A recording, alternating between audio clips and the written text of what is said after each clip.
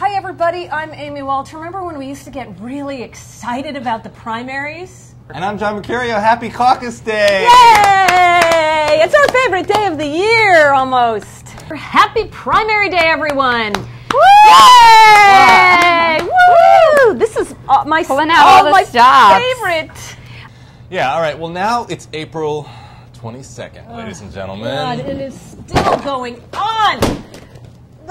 Stop these primaries. I can't pop these balloons. This balloon has been here since January 3rd. Bill Gardner. Remember him? Here. You're part of the problem, Bill Gardner. I can't. It's not. Oh, there you go. Yay! Pop balloons. All right.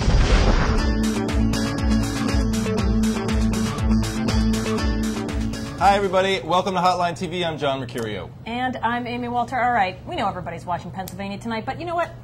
Let's look onward, forward, if you will. If you will. I will. To the other Rust Belt states, or the future of the Rust Belt in the 2008 election. John, my question to you. Please. All right. Are we really going to see McCain viable in Michigan, Wisconsin? Does Obama have some concerns here, especially if tonight we have the same old pattern, which is he doesn't do well among white non-college voters? We will know a lot more about the answer to that question after tonight. We will. Yes, we will. I can't wait, because though. I can't Amy, wait. voters are voting. Voters are voting. But it is interesting, the possibility that if Obama, if the nominees eventually are Obama and McCain, you're going to have two candidates, neither of whom have really shown any ability to compete among this group of people. We know McCain was the biggest, Michigan was the biggest problem for McCain in the Republican primary, and these states have continually been primary problems for Obama. So sure, I mean, ultimately, do they become sort of, the working class white voters, the swing voters of this election? Yeah, as if we haven't, right? We've already had, we're going to have NASCAR Rust Dads. White Is that men. what we call them? We're going to have white men deciding this election. I love it. Yes. Yeah. You get to be in the picture again. Here's the thing. This is what's funny is you say, all right, look, Obama hasn't done much to prove that he can win with this group of voters. And at the same time, you have John McCain going into Pennsylvania, Wisconsin. Today he's in Youngstown, Ohio, talking about free trade being not so bad. He was in Michigan, as he pointed out, in the primary saying, guess what? A little straight talk here. No jobs. They're not coming back. Right. I don't know if that's really what folks in those states want to hear. Now, maybe they don't feel like they are in love with Obama. They don't know, for whatever reason, they don't feel comfortable with him yet. But Right.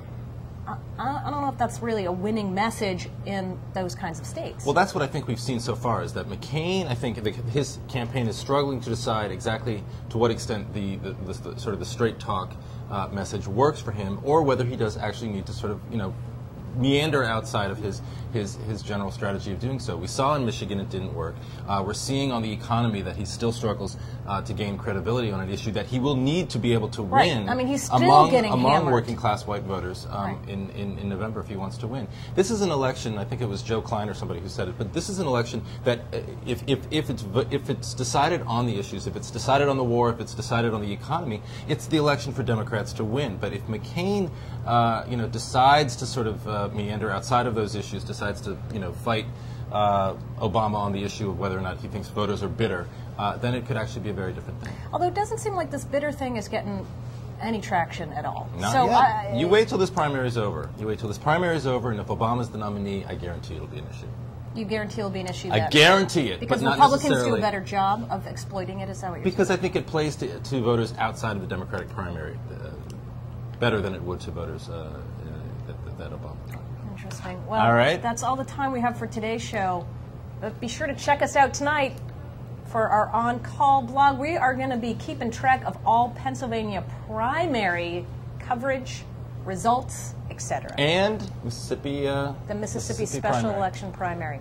For all of you Mississippi, I know you guys are a bunch of friends of the show, but we'll see you tomorrow back here on Hotline TV. We're not going to get any shit for this, are we? Oh, I hope not. Okay.